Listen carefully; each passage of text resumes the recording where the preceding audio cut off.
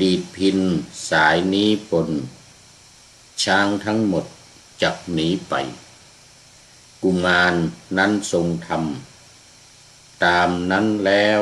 มาบอกให้ดาบททราบความใน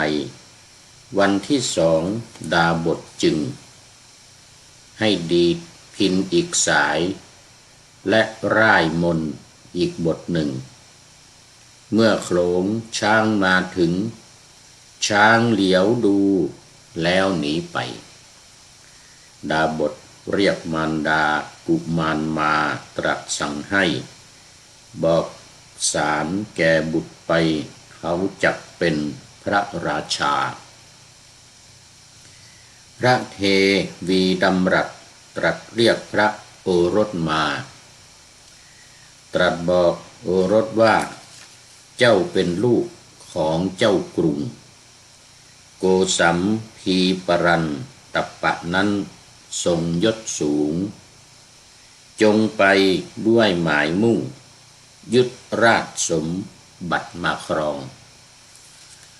ขอถวายความนอบน้อมแด่พระรัตนตรัย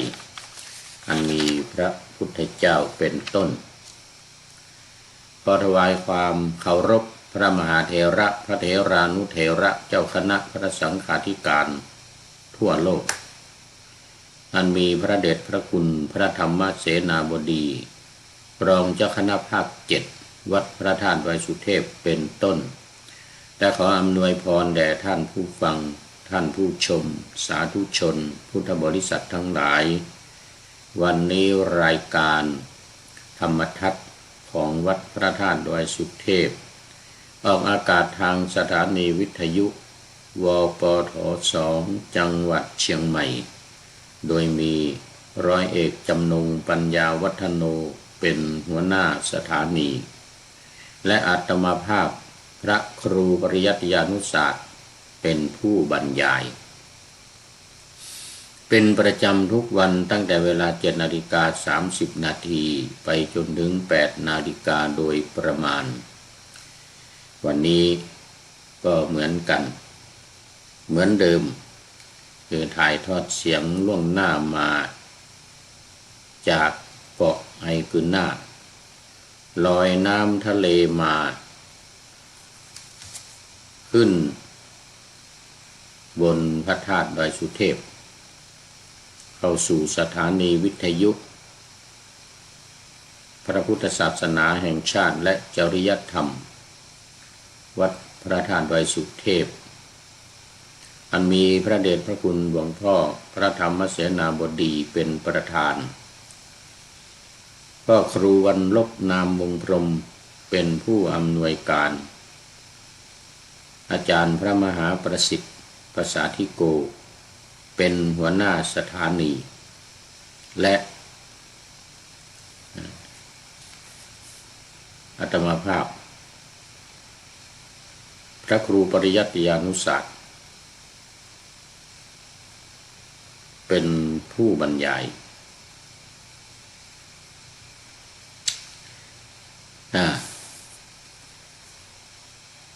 วันนี้ก็บรรยากาศดีลงมาหน่อยลงมา1 องศาตอนกลางวัน2 องศาตอนนี้ก็เข้ามาตอนกลางคืนนี้ก็1 องศาคงจะขึ้นไปอีกก็ประมาณ-2ในตอนดึกของคืนวันนี้ซึ่งก็รู้สึกว่ามีความอบอุ่นขึ้นมาหน่อยสำหรับธรรมะในวันนี้ก็มาต่อในเรื่องเดิมคือเรื่องพระนางสามาวดี ตอนนี้ก็ยังมีเรื่องในเบื้องต้นอยู่ต้นสายปลายเหตุอยู่หลายอย่าง กว่าจะถึงนางเอกพระเอกนางเอกออกมานี่ก็คงอีกหลายวัน ตอนนี้ก็เรามาถึงตอนที่ดาบทพาพระราชเทวีของพระเจ้าปลันตปะกรุงโกสัมพีที่นกหัสดีลิงนำไปไว้บนต้นไม้ต้นไทรวางไว้บนต้นไทรใหญ่แล้วก็ได้ตรวจดูดาวฤกษ์ของเมืองโกสัมพีก็ทราบว่าพระเจ้าปลันตปะสวรรคตก็เลยแจ้งให้กับพระราชเทวีพระราชเทวีก็เรียกว่าทรงพระสวนไม่ใช่ร้องไห้ทรงอะไรก็ไม่รู้นะแต่ตอนนี้มาอยู่ในป่าก็ราชาศัพท์ไม่ค่อยมีความจริงดาบทก็เป็นพระราชาเหมือนกันสละราชสมบัติออกมาบวชพอทราบว่าพระเจ้าปลันตปะสวรรคตพระราชเทวีก็ร้องไห้ดาบทตรัสถามว่าเธอร้องไห้ทำไมมันเป็นเรื่องธรรมดาเรื่องการเป็นการตายเนี่ยคนเราเกิดมาก็ต้องตายกันทั้งนั้นไม่มีใครเว้นได้ไม่มีใครหนีความตายไปได้เหมือนกันนะสอนธรรมก็พระนางก็บอกว่าเรื่องนั้นน่ะข้าพเจ้าก็รู้ดีเรื่องธรรมะเนี่ยนะแต่ว่าเนี่ยราชกุมารลูกชายเนี่ยมีสิทธิ์ในการที่จะได้ครองราชสมบัติถ้าหากว่าเขาอยู่ในเมืองแต่ตอนนี้เนี่ยเขาเสียสิทธิหมดละเพราะว่าไม่มาอยู่ในป่าไม่ได้อยู่ในเมืองเหมือนกันนะโอ้เสียดายโอกาสจึงร้องไห้พระเจ้าพระดาบทก็เลยบอกว่าไม่เป็นไรเดี๋ยวจะช่วยให้ลูกชายราชโอรสได้เป็นกษัตริย์เลยนะนางก็ดีใจใหญ่เลย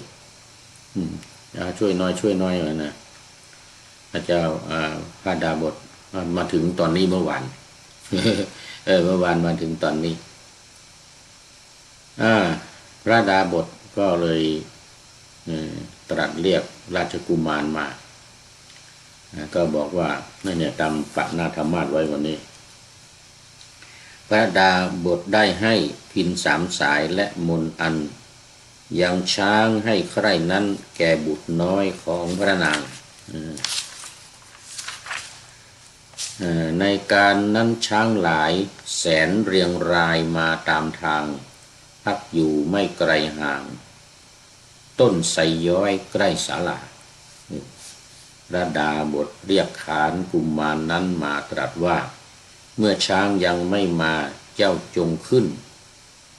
ต้นไทรบนเมื่อช้างทั้งหลายมาเจ้าจงสาธยายมนต์ดีดพินสายนี้ปนช้างทั้งหลายจักหนีไปกุมารนั้นทรงทำตามนั้นแล้วมาบอกให้ดาบททราบความในวันที่ 2ดาบทจึงให้ดีดพินอีกสายและร่ายมนต์อีกบทหนึ่งเมื่อโขลงช้างมาถึงช้างจักเหลียวดูช้างเหลียวดูแล้วหนีไป ดาบทเรียกมารดากุมารมาตรัสสั่งให้บอกสารแก่บุตรไป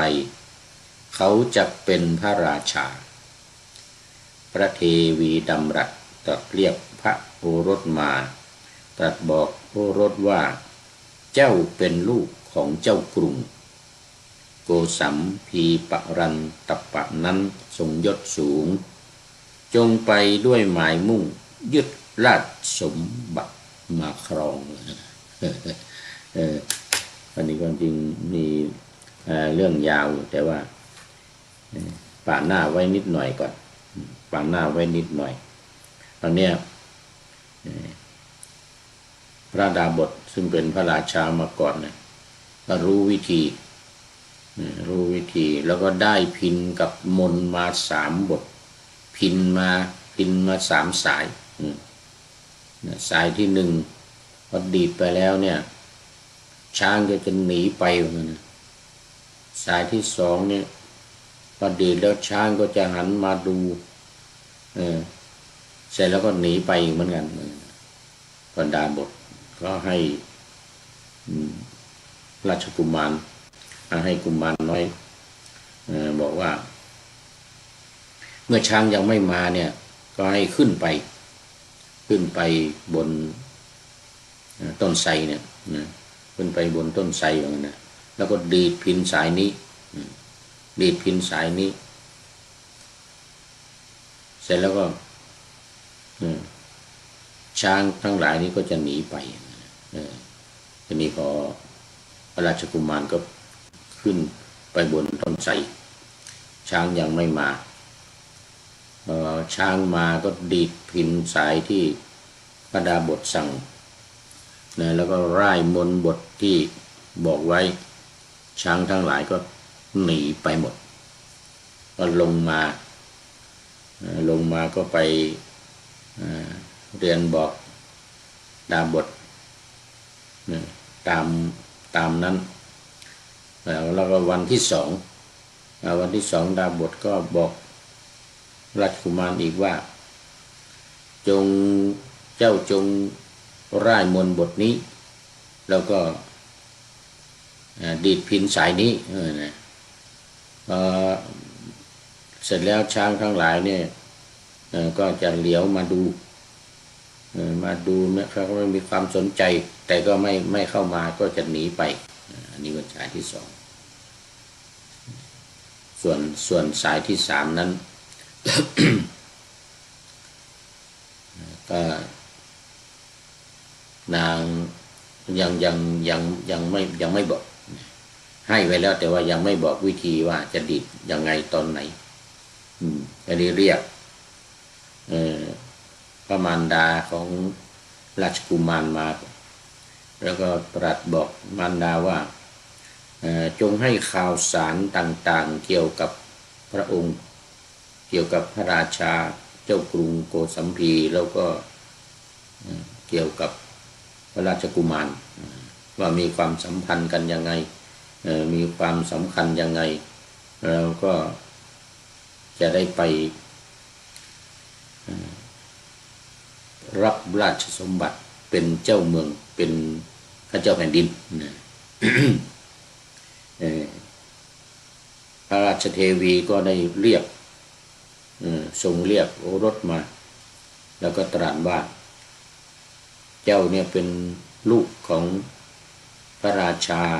เจ้ากรุงโกสัมพีเมืองโกสัมพีนะเป็นลูกของกษัตริย์เมืองโกสัมพีแต่ว่าถูกนกหัสดีลิงเนี่ยพาแม่มาตอนที่ตั้งครรภ์อยู่มาไว้ที่บนต้นไม้พ่อฤาษีก็ไปรับมาเลี้ยงดูไปรับมาเลี้ยงดูอันนี้ก็แล้วราชกุมารก็ถามว่าจะทำยังไงจะให้ทำยังไงบ้างพระราชมารดาก็ตรัสบอกว่าเจ้าจงไปแล้วก็ตรัสบอกชื่อของเสนาบดีเป็นต้น ในกรมในกองราชวังมีใครบ้างยังไงผู้โลหิตหรือพราหมณ์อะไรสำคัญบอกชื่อไปถึงให้ประกาศชื่อนี้ว่าเราเนี่ยเป็นราชกุมารเป็นราชกุมารนะแต่ถ้าหากว่าเขาไม่เชื่อเนี่ยพวกเสนาอำมาตย์ทั้งหลายประชาชนทั้งหลายไม่เชื่อก็ให้เอาภูษาของพระราชบิดาคือเป็นผ้าสีแดงผ้าภูษาผ้าห่มของพระเจ้าแผ่นดินนะซึ่งเอาให้พระราชเทวีห่มตอนนั้นตอนที่อยู่กลางแจ้งตากอากาศอยู่เนี่ยเสร็จแล้วก็นกหัสดีลิงเห็นผ้าสีแดงก็นึกว่าเป็นก้อนเนื้อก็เลยโฉบเอาไปโฉบเอาไปเนี่ยให้แสดงผ้าภูษาสีแดงนี้ว่างั้นนะให้แสดงภูษาสีแดงนี้และพระธรรมรงค์แหวนของพระราชาซึ่งตอนนั้นเนี่ยตอนที่นั่งอยู่กลางแดดเนี่ยพระราชาพระนางก็เอาธรรมรงค์ของพระราชาเนี่ยมาสวมที่นิ้วมือของพระนางแล้วก็นั่งคุยกันเล่นกันนะทีนี้พอนกหัสดิงมาสดีลิงมาเนี่ยพระราชาก็กลัววิ่งหนีเข้าไปในปราสาทเสร็จแล้วพระเทวีก็หนีไม่ทันท้องแก่ด้วยวิ่งไม่ทันวิ่งไม่ได้แล้วก็ธรรมลงค์หรือแหวนเนี่ยก็เลยอยู่ที่นิ้วมือของพระนางแล้วผ้าภูษาเครื่องประดับของพระเจ้าปรันตปะนี่ก็อยู่ที่พระนางก็ให้แสดงแก่เจ้าเมืองแสดงแก่เสนาอำมาตย์ทั้งหลายประชาชนทั้งหลายนะเขาก็จะรู้ว่านี่เป็นของจริงเป็นของพระราชาอย่างนั้นนะเสร็จแล้ว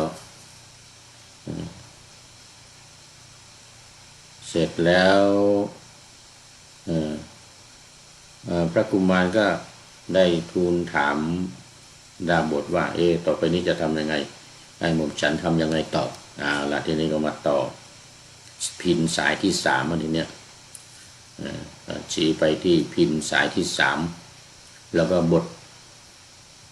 มนอีกบทหนึ่งก็เป็นบทสุดท้ายแล้วก็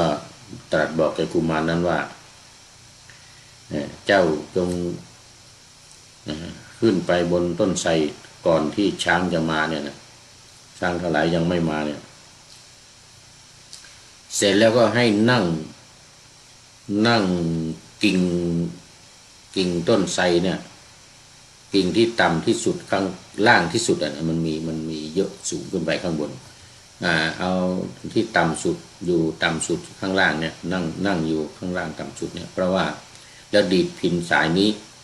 แล้วก็ร่ายมนต์บทนี้นะดีดพินสายนี้ร่ายมนต์บทนี้แล้วช้างตัวเป็นหัวหน้าโขลงช้างตัวเป็นหัวหน้าโขลงเนี่ยเมื่อช้างมาถึงเนี่ยช้างเป็นหัวหน้าโขลงนี่ก็จะน้อมกายเข้ามาคือจมูกเข้ามาน้อมตัวเข้ามาใกล้ไม่หมู่ลงเพราะมันได้อยู่บนแผ่นดินน้อมตัวเข้ามาใกล้ก็ขี่หลังช้างไปเลยว่างั้นนะเสร็จแล้วก็ขี่หลังช้างไปพอราชกุมารได้ทราบอย่างนั้นแล้วก็ขึ้นไปดักอยู่บนต้นไทรรอให้ช้างมายุดช้างมาเป็นพันช้างมาเป็นพันก็ขึ้นไปหลังช้างพอดีดพินช้างก็มาช้างตัวหัวหน้าโขลงเลยช้างตัวหัวหน้าโขลงก็มา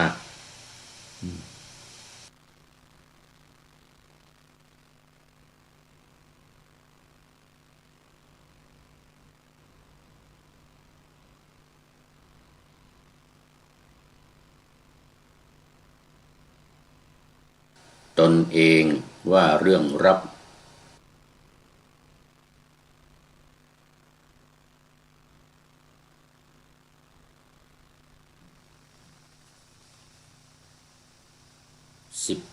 นาฬิกาถึง18 นาฬิกาถึง19 นาฬิกา6 โมงเย็นถึง1 ทุ่มวันพุธเวลาบ่าย2 โมงถึงบ่าย3 โมงวันศุกร์และวันเสาร์และเวลาบ่าย3 โมงถึงบ่าย4 โมงวันอาทิตย์ก็สัปดาห์ละ4 วันวันพุธศุกร์เสาร์อาทิตย์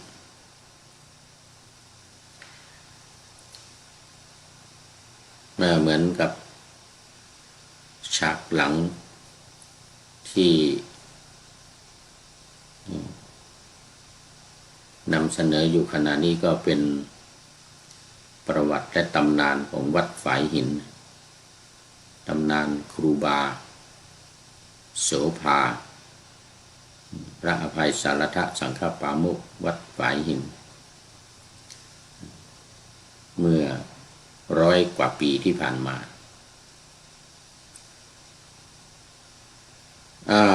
ตอนนี้ก็เข้ามาสู่เนื้อหาสาระของ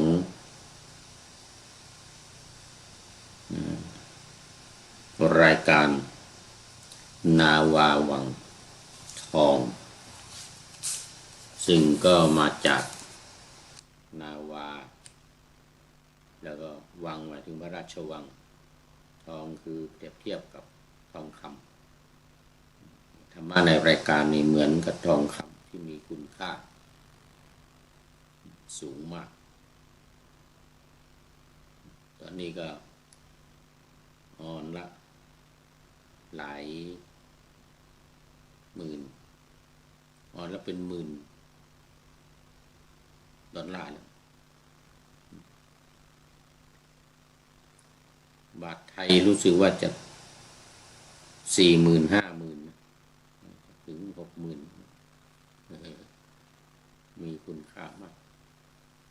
อันนี้รายการธรรมะในนาวาวังทองนี่ก็ถือว่ามีคุณค่ามากเพราะว่าเป็นรายการที่สนองโครงการปูทางสู่ธรรมนาวาวังของสำนักพระราชวัง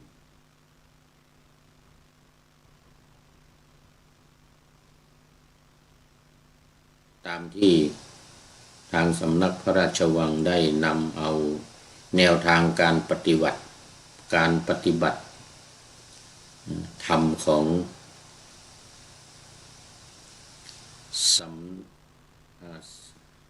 สำนักศึกษาธรรมโดยธรรมนาวาจังหวัดเชียงรายของท่านอาจารย์ทวีวัฒน์จารุวรรณโนหรือท่านปัจจุบันเป็นเจ้าคุณราช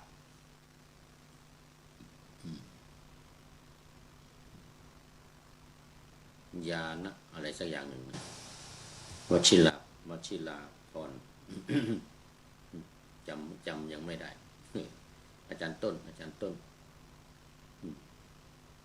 เป็นแนวทางและวิธีปฏิบัติที่พระบาทสมเด็จพระเจ้าอยู่หัวทรงมีพระศรัทธาเลื่อมใสและนำมาเป็นหลักในการปฏิบัติในการศึกษาเราเป็นสำนักศึกษา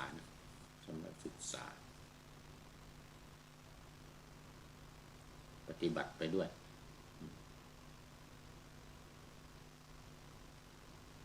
ก็มีหลักการอยู่4 อย่างหลักใหญ่นะตอนนี้กำลังที่พูดคุยอยู่นี่หลักเล็กหลักน้อยประกอบหลักใหญ่ก็มี1คือหลักการไตร2ท่องธาตุ4 3พิจารณาขันธ์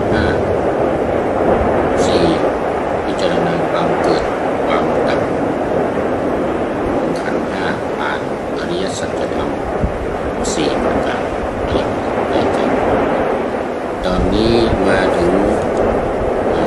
ตอนที่สัญญาก็ในการเรียนรู้หรือตอนเรียนรู้ขันธ์ห้าเรียนรู้ขันธ์ห้ารูปเวทนาสัญญาสังขารวิญญาณนี่แหละเราผ่านมาแล้ว2 ขันธ์รูปกับเวทนาตอนนี้เป็นสัญญามาถึงตอนสัญญาอยู่ในเหมือนกับที่ปานาธรรมาสไว้วันนี้ทางด้านสัญญาขันธ์คือการจำให้บอกกับตนเองว่าเรื่องรับจำมานั้นเป็นเรื่องราวที่ผ่านล่วงดับไปปรากฏในใจอีกคราวจึงไม่ใช่เรื่องราวที่เป็นจริงแต่อย่างใดเป็นเพียงแค่ความทรงจำที่ส่งทอดมาให้อ่านสัญญาขันธ์ใดให้เข้าใจว่าสัญญาขันธ์มีหน้าที่จำจึงต้องนำอารมณ์มาปรากฏให้จำว่าต้องอย่าหลงว่าอาการจำที่เกิดขึ้นเป็นความจริงเกณฑ์หากว่าท่านไม่เข้าใจอย่างนี้นั้นจะทำให้หลงอารมณ์แล้วกล่าวโทษหรือตำหนิตนซ้ำอย่างสาสมจิตจะเศร้าหมองตรมกับอารมณ์ที่ล่วงไปละไปแล้วหมดสิ้นไปแล้วยินซึ่งเป็นได้เพียงการจำเอาไว้ของเรานี้เท่านั้นเองนี่ก็เป็นใจความสำคัญย่อๆที่นำมาปานาธรรมาสไว้นี้ในวันนี้ก็จะได้เรียนรู้กันแล้วก็พิจารณาในเรื่องของสัญญาข้อที่3ของขันธ์5รูปเวทนาสัญญาสังขารวิญญาณตัวสัญญาเนี่ยก็คือตัวความรู้ขออภัยต้อนรับคุณโยมประเสริฐเสริมสุขนมัสการครับไม่ได้ดู ผ่านไปแล้วกี่คนขออภัยด้วยแล้วก็มีท่านอาจารย์ที่สุทธิสงึมรำโยมประเสริฐเสริมสุขจากกรุงเทพสงึมรำนี่ก็เห็นนะ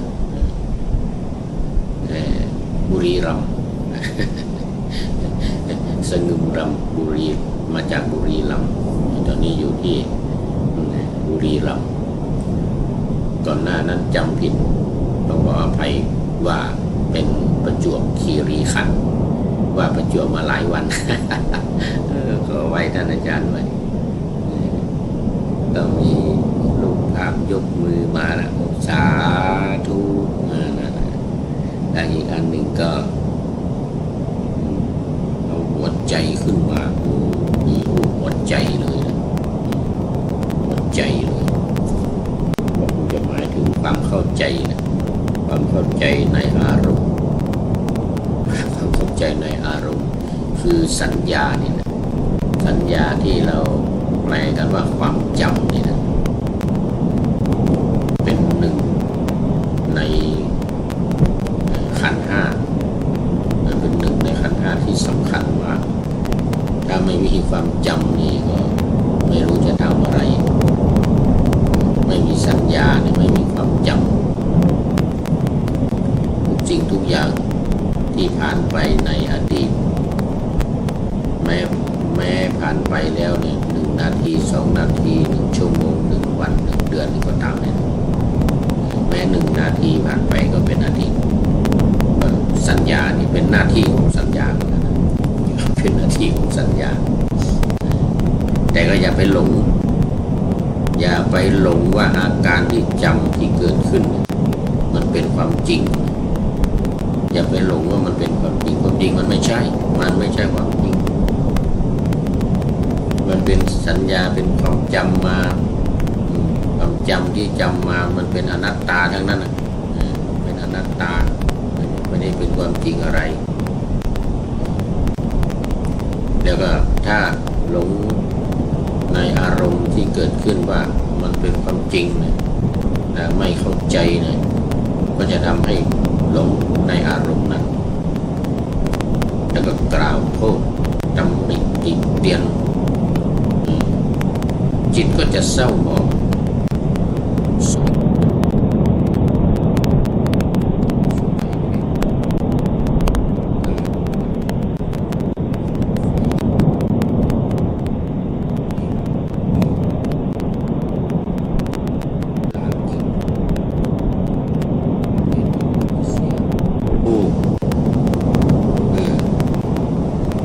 ประเทศอินโดนีเซียนี่ภูเขาไฟ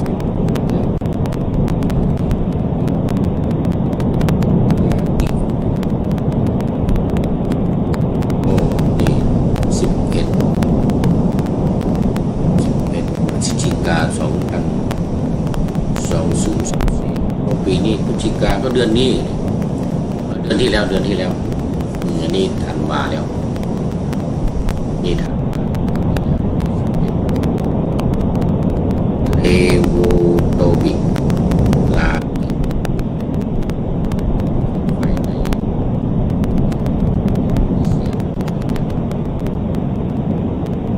โอ้นั่นไงอยู่ข้างหลัง ลาวาจากภูเขาไฟกำลังไหลโอ้โหสุดพฤศจิกายนที่ผ่านมาเนี่ยนั่นไฟนั่นไหลออกมาเนี่ยเป็นลาวานั่นเขาเรียกว่าไฟนั่นไหลมาเป็นน้ำเหมือนกับที่เราเอา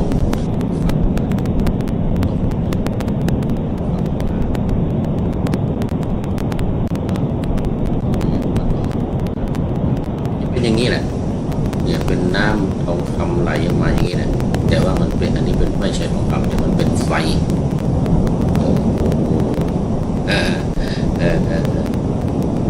ก็เป็นมันเป็นกรรมเป็นเวรเป็นกรรมอะไรก็ไม่รู้นะอินโดนีเซียเนี่ยมันมีเกาะมาก7,000 เกาะในประเทศเรียกว่าลอยกระจายกันเต็มน้ำทะเลมีเกาะ7,000 กว่านะ7,000 เกาะเกาะเล็กเกาะน้อยเกาะใหญ่ก็มี5 เกาะอินโดนีเซียนี่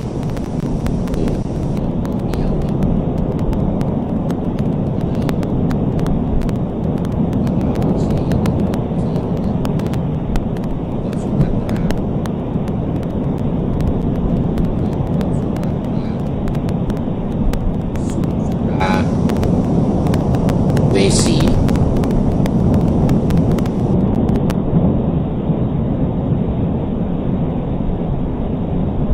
บูโดเกาะชวา5 เกาะใหญ่ๆแต่ว่าเกาะเล็กนะ7,000 เกาะรวมเกาะใหญ่5 เกาะนี้ไว้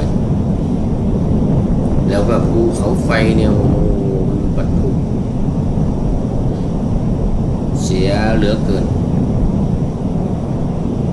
2-3 ปีก็มีมานะ7 ปีมีมานะใน1 ปีบางที2-3 เดือนก็ขึ้นมาอีกเหมือนกับฟูจิภูเขาไฟฟูจิที่ญี่ปุ่นฟูจิหรือซูจิอะไรเงี้ยนะโอ้ยนั่นก็หลายพันปีมาแล้วเป็นภูเขาไฟเป็นลาวาออกมาเหมือนอย่างเงี้ยมันไฟนะไม่ใช่เหมือนนะเป็นไฟเลยเป็นไฟเลยก็นึกไปก็ให้นึกไปถึงใน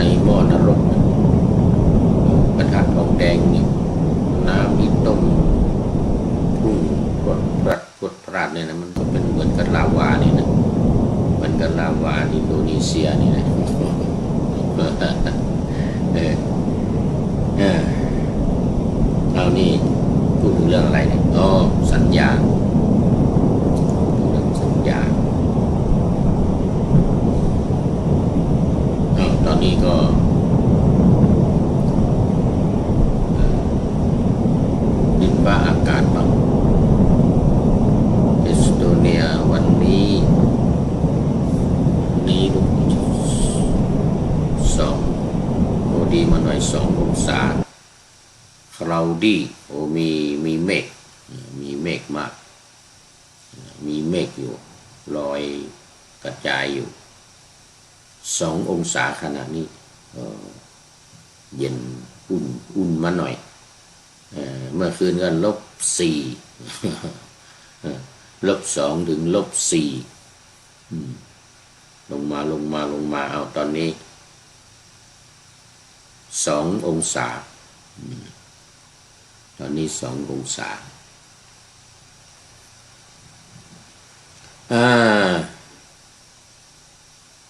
คือเรื่องของสัญญา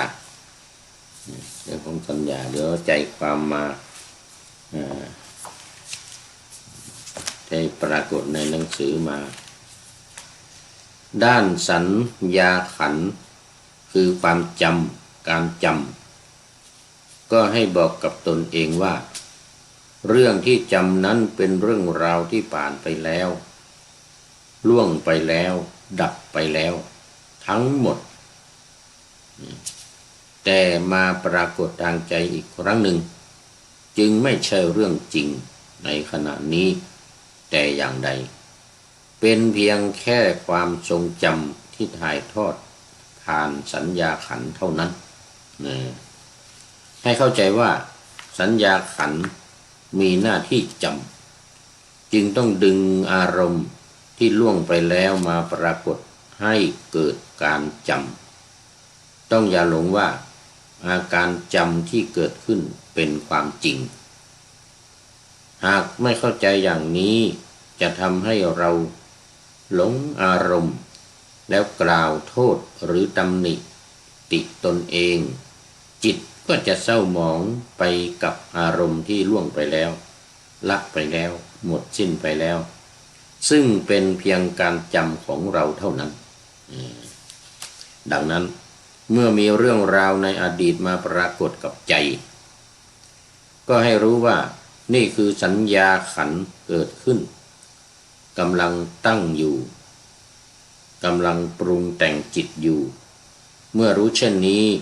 ก็จะไม่ถูกสัญญาลวงให้หลงตามอารมณ์ที่ผุดขึ้นได้เราจะละจะคลายความยึดถือลงและคลายความไม่รู้ทางอารมณ์ลงได้การปฏิบัติที่รู้เท่าทันอย่างนี้จะละตัณหาไปในตัวนี่คือสิ่งที่เราเข้าใจนะคือเข้าใจว่าสิ่งที่เราจำเนี่ยที่มันมาปรากฏในใจของเราอยู่ขณะนี้เนี่ยมันไม่ใช่ของจริงมันไม่ใช่ความจริงมันเป็นเพียงความทรงจำเก่าๆที่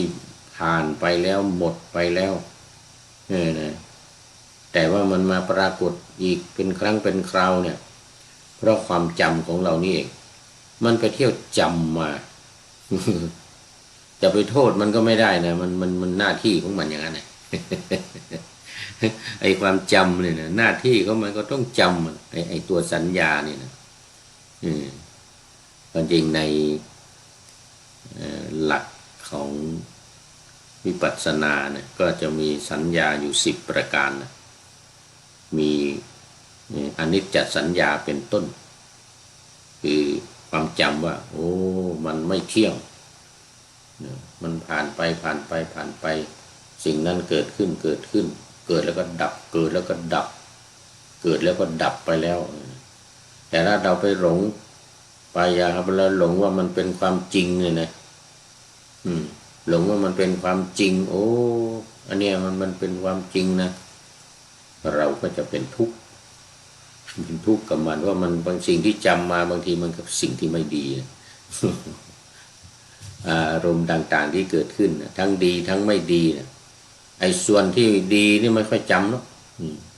ไอ้ส่วนใหญ่80%เนี่ยมันจะไปจำไอ้สิ่งที่ไม่ดีอกุศลธรรมทั้งหลายไอ้ที่ไม่ดีนะไอ้คนเราเนี่ยที่ตายไปแล้วไปเกิดนรกเนี่ยนะปุ๊บปั๊บไปเกิดนรกก่อนเนี่ยเพราะอะไรเพราะมันไปจำในสิ่งที่ไม่ดีจำกรรมชั่วบาปกรรมที่ตนเองทำ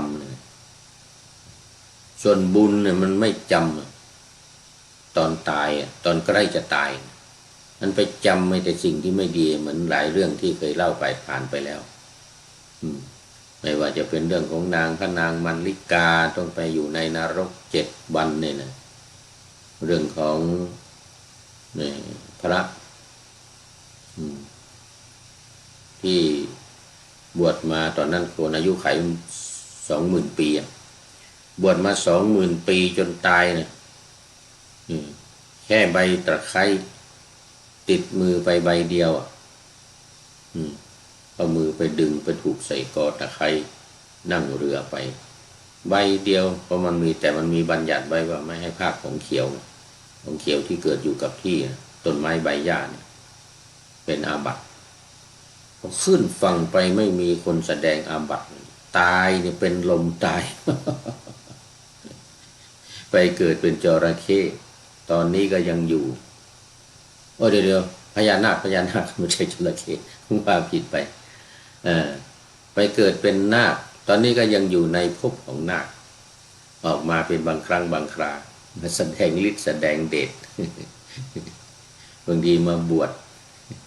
ปลอมตัวมาบวชที่เชตวันนะเหมือนที่เราทราบกันในประวัติของนาคแล้วก็ขอฝากนามนาคฝากนามที่ทศพลหิมพานต์แลนะนาคฝากนามมันนะก็เป็นนาคตัวนี้แหละพระองค์นี้ปฏิบัติถือศีลถือธรรมมา20,000 ปีโอ้เคร่งครัดไม่ผิดศีลเลยมัดพรากใบไม้ใบตะไคร้ใบเดียวติดมือไปโอ้มันติดอกติดใจไม่ได้แสดงอาบัติก่อนจะตายเนี่ยไม่มีพระสักรูปแสดงอาบัติไม่ได้คืนอาบัติก็เป็นอาบัติจิตมันก็เศร้าหมองเศร้าตรมอกตรมอย่างที่ว่าเมื่อกี้เนี่ยมันก็จิตเศร้าหมองมันก็จะเป็นไปตามอารมณ์ที่ผ่านไปแล้วนั่นน่ะไปไหนทีนี้ถ้าตายในตอนนั้นนะจิตเตสังกิริเถทุกขติปาติกังขาไปทุกขติแน่นอนตอนใกล้จะถอดจิตคือมันคิดแต่เรื่องไม่ดีมันจำติดหูติดตา จำติดหูติดตามันจำในสิ่งที่ไม่ดีนะไอ้สิ่งที่ดีๆทำมา20,000 ปีเนี่ยไม่มีความหมายเลย20,000 ปีทำมามีทรัพย์สมบัติมากตอนนี้เป็นพญานาคมีแก้วแหวนเงินทองมีของอะไรมากมายพระพุทธองค์ก็ทรงแนะนำบอกว่าโอ้ให้เอามาแจกที่พญานาคว่างั้นนะเอามาแจกเอามาให้ทานอย่าไปเก็บไว้อยู่ในนั้นถ้าอยากจะมีบารมีอยากจะมาเกิดเป็นมนุษย์อีกก็ให้เอามาแจกนะเขี้ยวแหวนเงินคำที่อยู่ในภพพญานาคนะตอนนี้ก็ไปเป็นผู้ชงไปเป็นผู้ชงไปว่านาคก็หลับตอนนี้หลับอยู่หลังจากขึ้นมาอารวาสอยู่2-3 ครั้ง อาจจะมาหลายครั้งนะแต่ว่าไม่ได้ลงมานำมาเขียนไว้ไม่มีคนนำมาเล่าอย่างนาคราชแต่ที่ม่อนพญานาค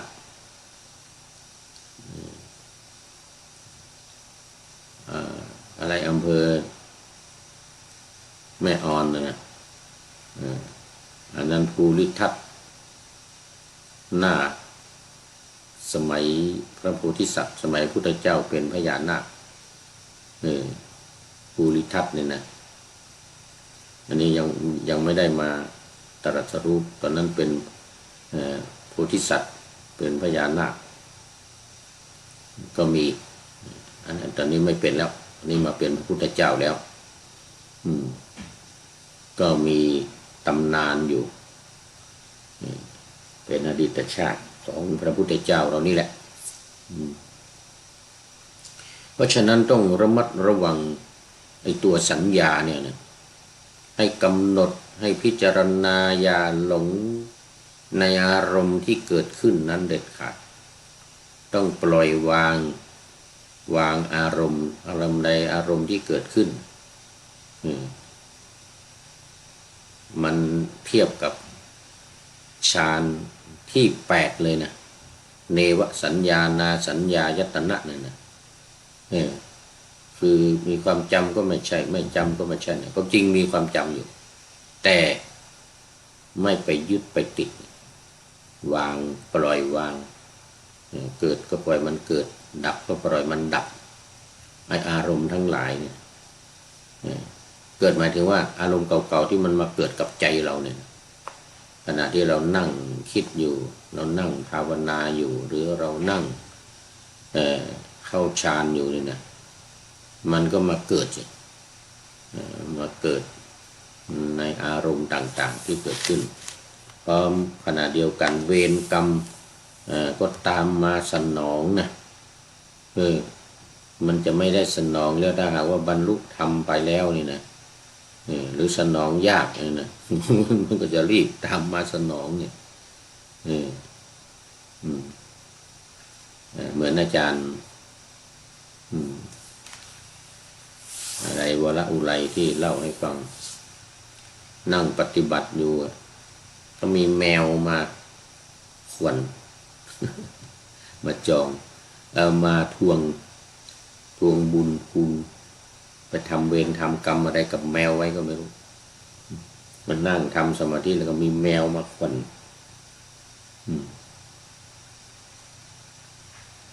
สนองอาจารย์สนองวรอุไรนะบอกแมวมาควันขณะที่ท่านบวชอยู่ที่วัดมหาธาตุปฏิบัติอยู่ที่คณะ5วัดมหาธาตุแมวมาควันมาขอบุญขอส่วนบุญนะไม่รู้มันมาจากไหนเหมือนกันนะแมวจริงๆนี่นะแมวจริงๆที่มาควันที่ขานะเห็นไหมไอเวรกรรมนี่นะเวลามันจะมาสนองมันตามมาทันนี่นะมันไม่ว่าจะอยู่ตรงไหนนะเป็นพระอริยะแล้วก็ยังได้รับอยู่เหมือนที่เคยเล่าให้ฟังพระโมคคัลลานะที่ว่ามีฤทธิ์กรรมตามมาทันก็ถูกโจรทุบกระดูกหักเท่ากับเม็ดข้าวสาร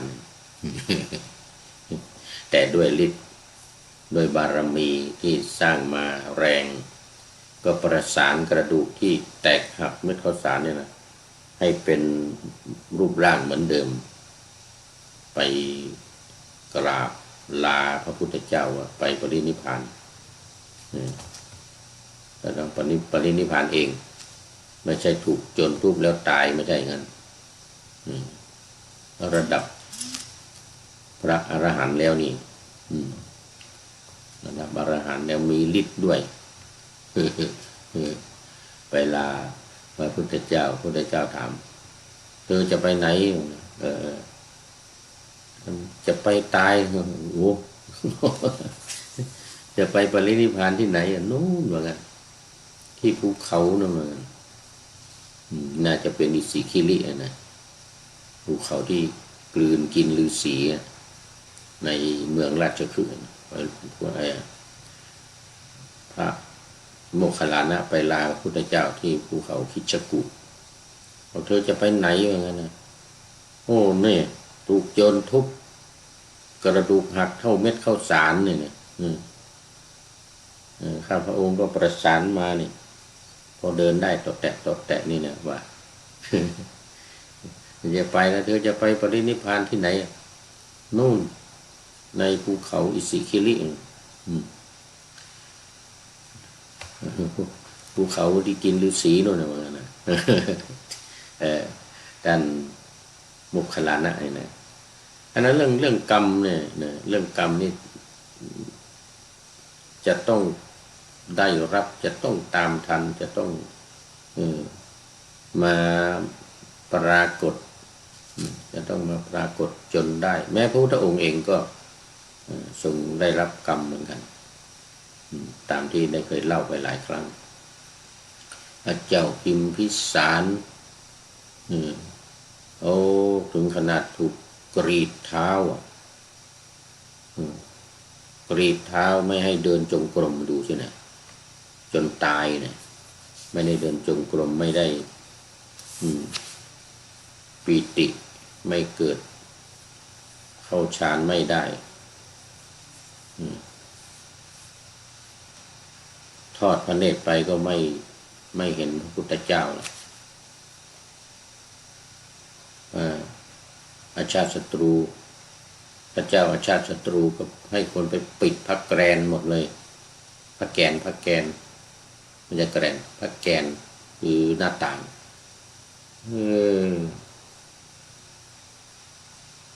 พระเจ้าพิมพิสารเนี่ยมองลอดหน้าต่างทอดพระเนตรไปหาพระพุทธเจ้านู่นเขาคิดจะกูด ให้ทหารไปแอบดูทำไมไม่ตายสักทีเนี่ยเป็นว่ามองเห็นเนี่ยทอดพระเนตรไปเห็นพระพุทธเจ้าก็ส่งแสงอะไรฉัพพรรณรังสีมานะเกิดปีติอยู่ได้ด้วยปีติ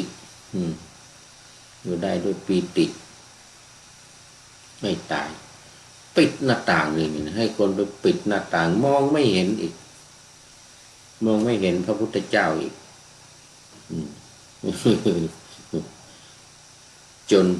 จนตายไม่ถึงปรินิพพานเพราะว่าพระเจ้าพิมพิสารเป็นแค่โสดาบันเป็นแค่โสดาบันแต่กรรมเนี่ยมันห้ามไม่ได้ห้ามกรรมมันอย่ามาสนองนี่มันไม่ได้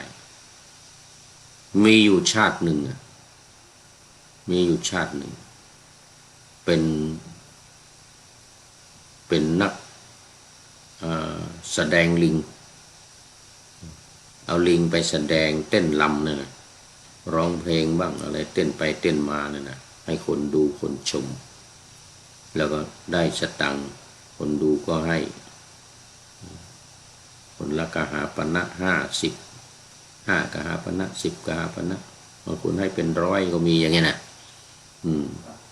คราวนี้มีอยู่ครั้งหนึ่งก็มันเหนื่อยลิงมันเหนื่อยไม่อยากเต้นแต่ก็มันเป็นเวลาที่แสดงลิงก็หลับปลุกยังไงก็ไม่ลุกเต้นอยู่นี่ก็มาหลับเนี่ยแล้วก็คนมาดูนี่ก็จะดูยังไงลิงหลับ ลิงหลับก็เลยเอามีดกรีดเท้าลิงอย่างนี้เนี่ยให้มันเจ็บมันแสบแล้วให้มันเต้น ไปเป็นระยะแต่มันหยุดเอามีดกรีดเท้าอีกมันเจ็บมันแสบมันไปเต้นอีกเปิดเพลงให้ลิงเต้นนะเนี่ยกรรมมันเนี่ยพระเจ้าพิมพิสารนี่นะกรรมมันนี่มาตามทันก็ถูกพระเจ้าอาชาติศัตรูลูกชายนะราชโอรสของพระองค์นี่แหละจับมาขังแล้วก็ทรมานเพื่อที่ว่าจะขึ้นครองราชย์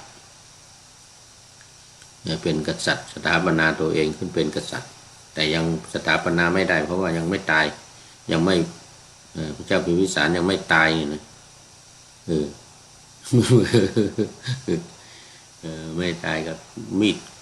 สั่งทหารเอามีดไปกรีดเท้าเอาเกลือทาด้วยโอ้โหความแสบมันจะขนาดไหนกรีดไม่พอ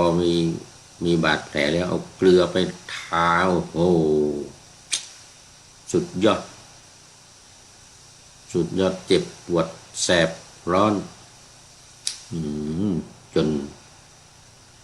สวรรคตเลยตายพระเจ้าพิมพิสารนี่นะขนาดหนัก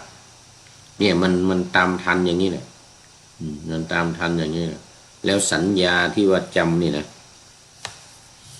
มันก็ทำหน้าที่ของมันมันจำได้อย่างเงี้ยมันจำได้ว่าโอ้ยตัวเองชาติก่อนทำกรรมวันนี้นะโอ้ไปทรมานลิงเอามีดกรีดเท้าลิงไม่เต้นเอามีดกรีดเท้าเอาเกลือทามันก็เจ็บแสบอยู่มันก็เต้นไปเต้นมาตามจังหวะเพลง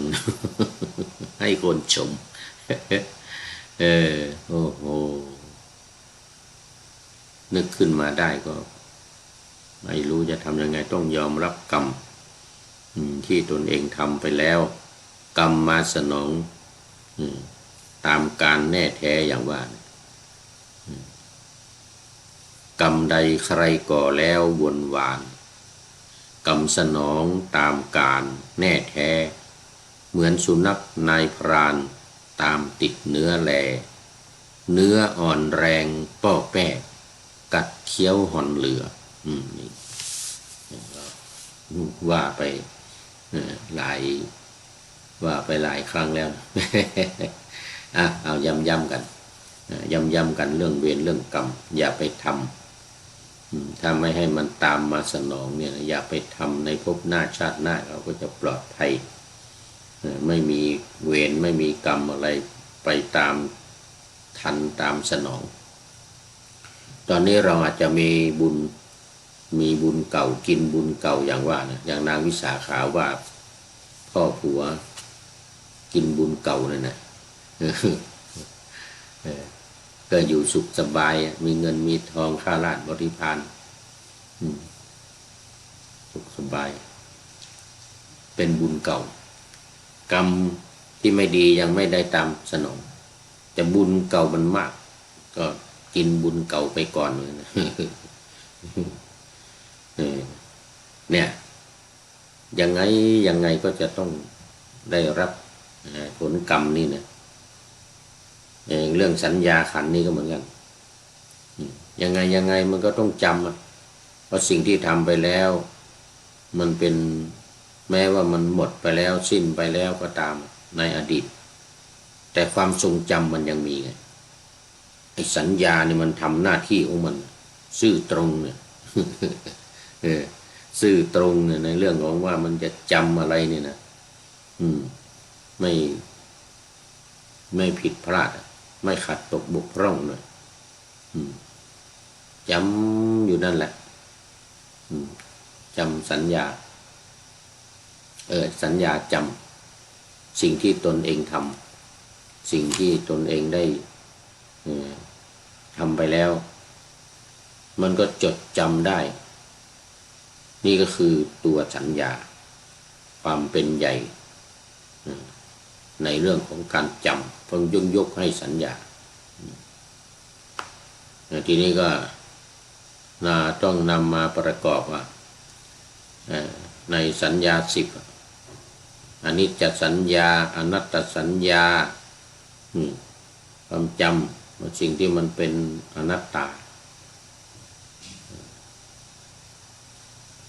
โลเกอนาภิรติสัญญาอย่างนี้นะคือไม่ยินดีในโลกแม้ว่าจะมีเหยื่อล่อมีความสุขก็ตาม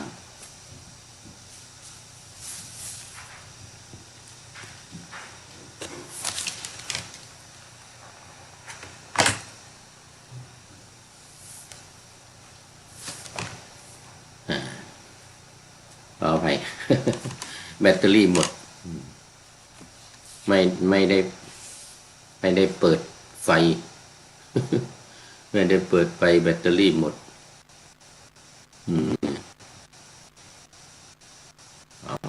เมื่อกี้นี้เลิกไปหน่อยอินเทอร์เน็ตเลิกไปหน่อยแบตเตอรี่จะหมดตอนนี้มาแล้ว มาแล้วอันนี้ก็เป็นความจำเหมือนกันนะนี่นะจำได้ว่าโอ้แบตเตอรี่มันหมดนี่มันจะหมดนี่คือมันเตือน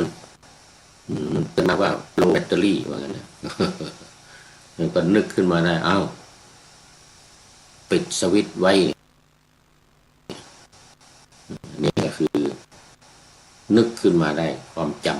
ำคือมันทำไปแล้วอ่ะมันปิดไปแล้วเนี่ยมันปิดไปแล้วพอมีความจำขึ้นมาก็เอาไปเปิดไปเปิดทีนี้ก็ไปมาตามปกติแล้วแต่อินเทอร์เน็ตก็ยังขาดหยุดเลออยู่เป็นบางครั้งเพราะว่าบนเกาะเนี่ยมันจะอากาศหนาวลมแรงอินเทอร์เน็ตก็มาไม่สม่ำเสมอมาไม่มาสม่ำเสมอมันไม่มีเคเบิลด้วยนะมันไม่มีสายเคเบิลในในในเกาะเนี่ยมันเป็นสัญญาณอินเทอร์เน็ตส่งมาโดยตรงวันนั้นมันโดนลมหนักหิมะตกหนักลมแรงก็ขาดหยุดไปบ้างตอนนี้เลยอีกแล้วเลยอีกแล้วอยู่บนเกาะนี่ก็มันเป็นเกาะเล็กๆแต่ดีว่ามันยังอุ่นอยู่หน่อยมีทานน้ำอุ่นไหลผ่านโชคดีอยู่หน่อยถ้าเข้าไปทางในเมืองทานลินเนี่ยนะตัวเท่าอย่างเมื่อวันก่อนที่นี่-2ที่เมืองหลวงที่ทานลิน-10 -9 มีหิมะหนาเตอะเลยตามถนนหนทางรอบอาคารหลังคานี่หิมะเต็มไปหมดหลังคาตึก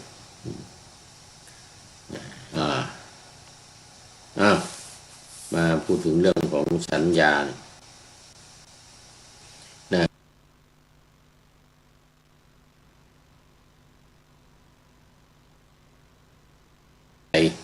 ก็ให้รู้ว่านี่คือสัญญา